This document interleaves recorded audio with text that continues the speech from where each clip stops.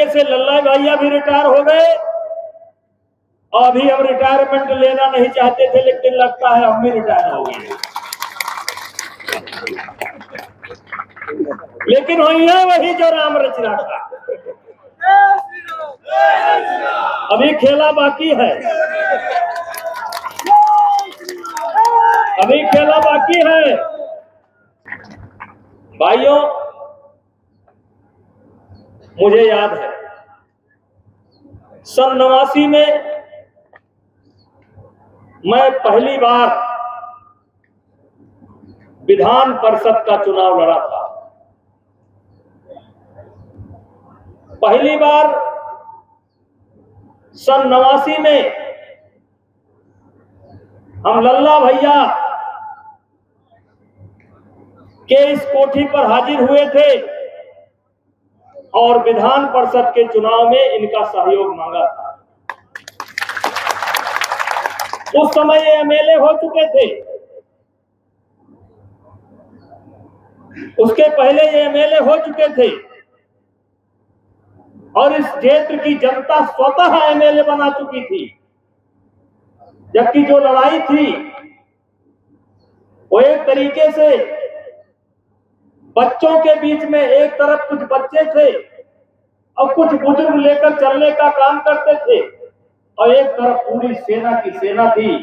ये राममूर्ति सिंह भी उसकी अगुवाई कर रहे थे और उस समय लल्ला भैया की ठीक से उम्र भी पूरी नहीं हुई थी। अपने खर्चे पर, अपने पर्चे पर इस क्षेत्र की जनता ने इनको विधायक बना दिया था। हम ब्लॉक प्रमुख का चुनाव हार चुके थे,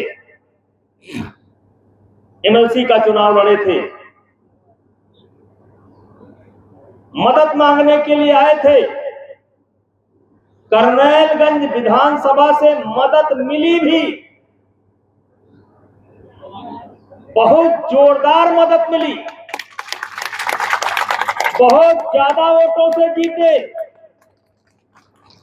लेकिन सांसद इसलिए नहीं बन पाए कि विधान परिषद सदस्य एमएलसी इसलिए नहीं बन पाए कि 6 महीने बाद हमें इस गोंडा से सांसद बनना था, इसलिए बनाई गई।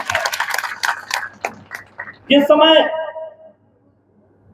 चाहे लल्ला भैया, आज हम लोग तमाम प्रकार की बातें सुनते हैं, लेकिन एक शेर है कि तूफान चमन में जब आया, तूफान चमन में जब आया तब खून बहाया था हमने, और जब वक्त पुलिस का आया कहते तेरा अधिकार। इस गोंडा जनपद के अंदर लोकतंत्र की स्थापना हमने और लल्ला भैया ने और हमारी टीम ने की है। सन 1991 के पहले गोंडा जनपद की कई ऐसी विधानसभा थी, कई ऐसे गांव थे जहां पर वोट नहीं पड़ते थे, लेकिन हम 2 बच्चों ने इस गोंडा की राजनीति का परिवर्तन किया और राजनीति उसी दिशा में बढ़ रही है। हमारा इनका कोई नया संबंध नहीं है, हमारा 89 के पहले का भी संबंध है। इनके संबंध के पहले इनके पिताजी से मेरा संबंध है,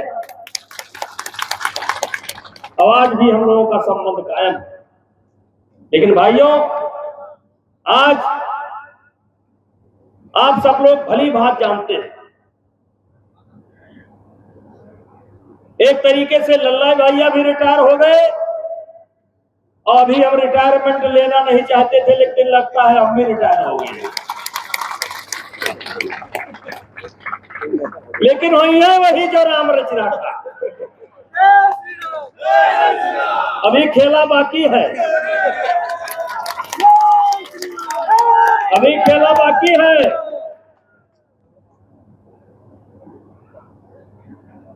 और हमारी जगह पर हमारे पुत्र कर्णवीर सिंह को टिकट मिला है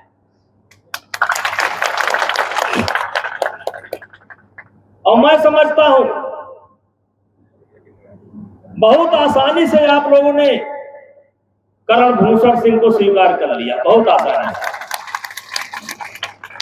नौजवानों ने तो समझ में आती है कि नौजवानों को नौजवान मिल जाए, कंधे पर हाथ रखकर चलने वाला मिल जाए, हंसी मजाक करने वाला मिल जाए, लेकिन बुजुर्गों से ये उम्मीद नहीं थी कि इतना जल्दी ये सरेंडर कर जाएगी।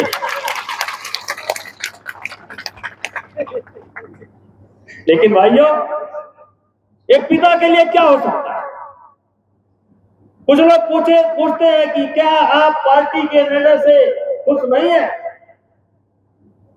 हमने कहा एक पिता के लिए इससे बढ़कर के क्या हो सकता है कि अपनी विरासत अपने लड़के को सौंप दे और उस विरासत पर लड़का बैठ जाए।